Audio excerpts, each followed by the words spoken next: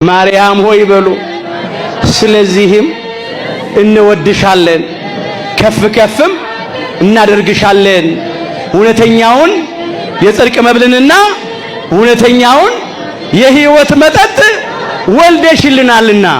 በቃ ለዚህ ነው የምንወዳት፣ ለዚህ ነው ከፍ ከፍ የምናረጋት፣ ለዚህ ነው የምናመሰግናት የምናወድሳት። ቅድስተ ቅዱሳን ድንግል ማርያም ወላዲተ አምላክን እናመሰግናታለን እናወድሳታለን። አናፍርባትም። እንዲያውም እፍረታችን በሷ ምክንያት ነው የተወገደው የራቀው። ለመዳናችን ምክንያት እሷ ናት። አንቺ ከሴቶች የተባረክሽ ነሽ፣ መርገመ ሥጋ መርገመ ነፍስ የሌለብሽ፣ በረከተ ሥጋ በረከተ ነፍስን እያማለርሽ የምታሰጭን ነሽ ማለት ነው። የማኅፀንሽን ፍሬ ቡሩክ ነው። አዎ መርገመ ሥጋ መርገመ ነፍስ የሌለበት በረከተ ሥጋ በረከተ ነፍስን የሚያድለን የሚሰጠን ነው ማለት ነው።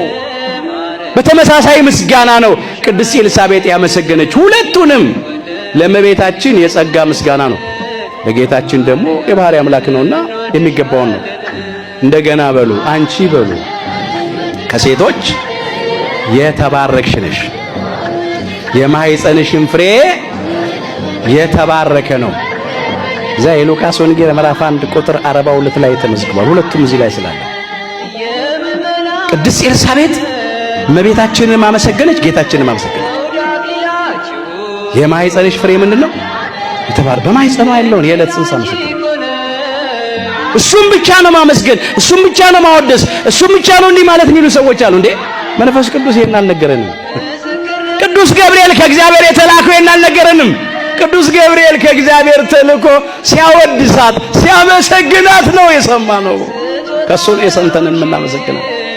መንፈስ ቅዱስ አድሮባት ገልጦላት ቅድስት ኤልሳቤጥ ስታመሰግናት ስታወድሳት ሰምተን ነው የምናመሰግናት። እመቤታችን እናወድሳት። መንፈስ ቅዱስ ያደረበት የ6 ወሩ ጽንስ መጥምቀ መለኮት ቅዱስ ዮሐንስ ድምጿን ሰምቶ ደስ ብሎት ሲሰግድ ሲዘል አንብበን ነው ምናመሰግናት ምናወድሳት።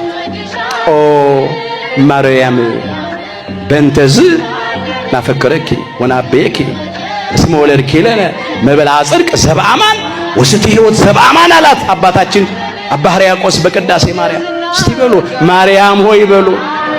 ስለዚህም እንወድሻለን ከፍ ከፍም እናደርግሻለን እውነተኛውን የጽድቅ መብልንና እውነተኛውን የሕይወት መጠጥ ወልደሽልናልና። በቃ ለዚህ ነው የምንወዳት፣ ለዚህ ነው ከፍ ከፍ የምናረጋት፣ ለዚህ ነው የምናመሰግናት የምናወድሳት። በሷ ምክንያት ነው ዓለም የዳነው።